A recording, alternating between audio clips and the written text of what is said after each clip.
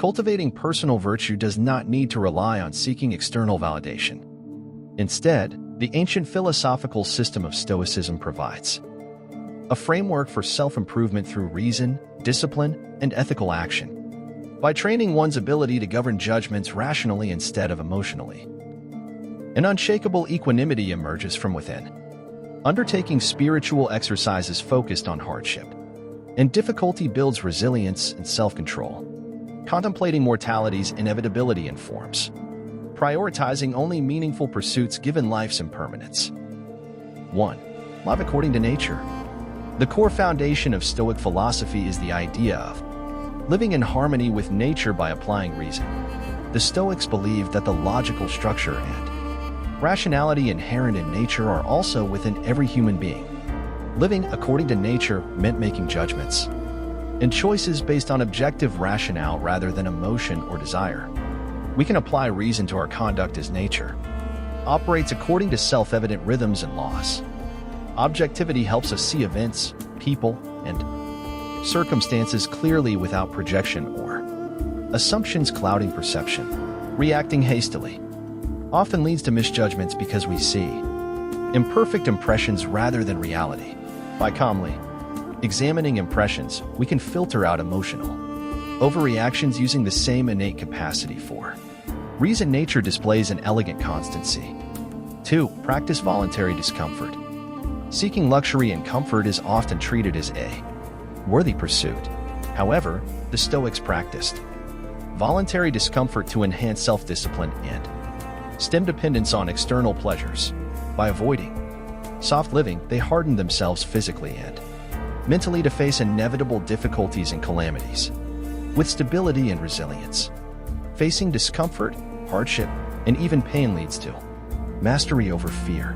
Believing luxury and comfort are essential makes one fragile because life holds no guarantees.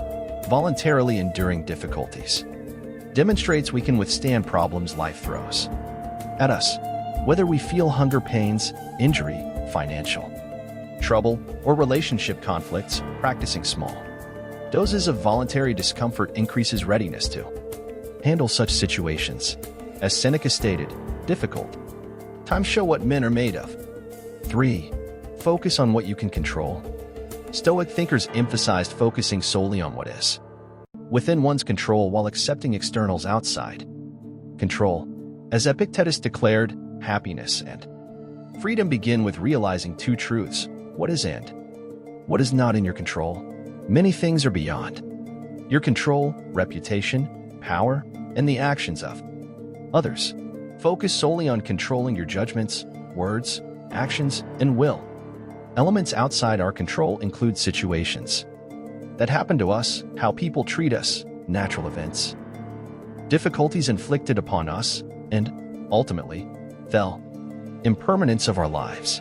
Accepting powerlessness over exigencies may seem disheartening, but as Stoics discovered, acceptance provides freedom from disappointment over not dictating every circumstance.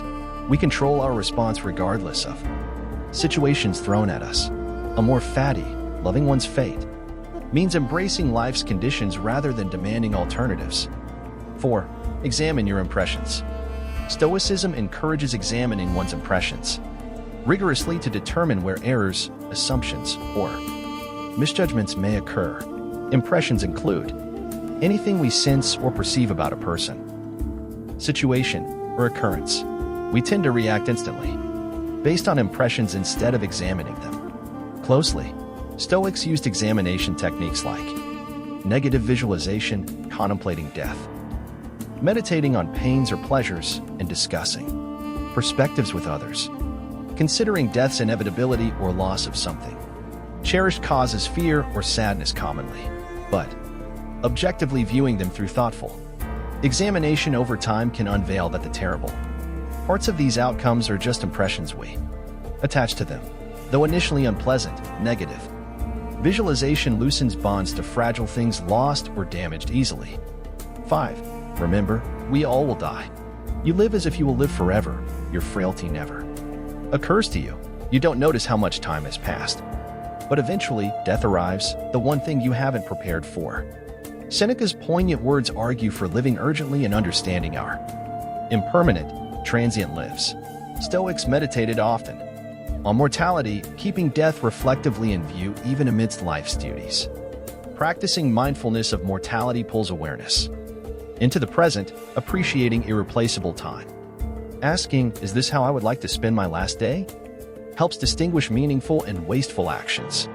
Visualizing ending at any instant leads to focusing only on morally worthy, significant service. Yet reflecting on mortality and fragility shouldn't depress engagement and liveliness. As Marcus Aurelius said, "You could leave life right now. Let that determine what you do and say and think." Our imminent fate makes seizing opportunities an urgent calling, awakened to squeeze delight from fleeting blessings whenever possible. Moreover, accepting impermanence alleviates fretting over external factors eventually lost. By holding our precarious position in clear view, gratitude and motivation for excellence emerge. 6. Perform your civic duty. The Stoics deemed contributing positively within society as a significant ethical obligation for humanity's welfare. Behaving selfishly was seen as infringing on communal bonds. Just as nature operates through symbiotic, interconnected systems, for the biosphere's well-being, Stoics viewed participation through civic duties as necessary for societal health. Civic duties encompass socially supportive roles, including occupations benefiting others, volunteering, services, donations to the disadvantaged, constructive public discourse, and leadership, activities bettering communities. Other forms include everyday neighborliness like picking up litter, reporting problems needing fixing, delivering warning or rescue messages, voting to improve collective outcomes, and creating hospitable spaces, welcoming marginalized people. Even small acts of citizenship aimed at improving commons reflect Stoic moral interdependence ideals. 7. Treat others fairly. Fundamental to Stoic thought is recognizing universal humanity by comprehending innate kinship with fellow citizens. Viewing outsiders as aliens leads to conflict and immoral acts against them, but seeing even marginalized persons as equally human and deserving of justice dispels arbitrary divisions. Kindness and forgiveness also demonstrate perceiving intrinsic kinship with wrongdoers. Marcus Aurelius observed, "It is peculiar to man to love even those who do wrong." Distinguishing people's humanity from their harm avoids adversarial retaliation. Promoting collective well-being obliges all members.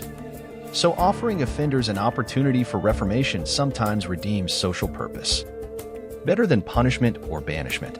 Departing from social connection risks losing one's humanity when severing communal bonds. Thanks for watching. Please like and subscribe my channel.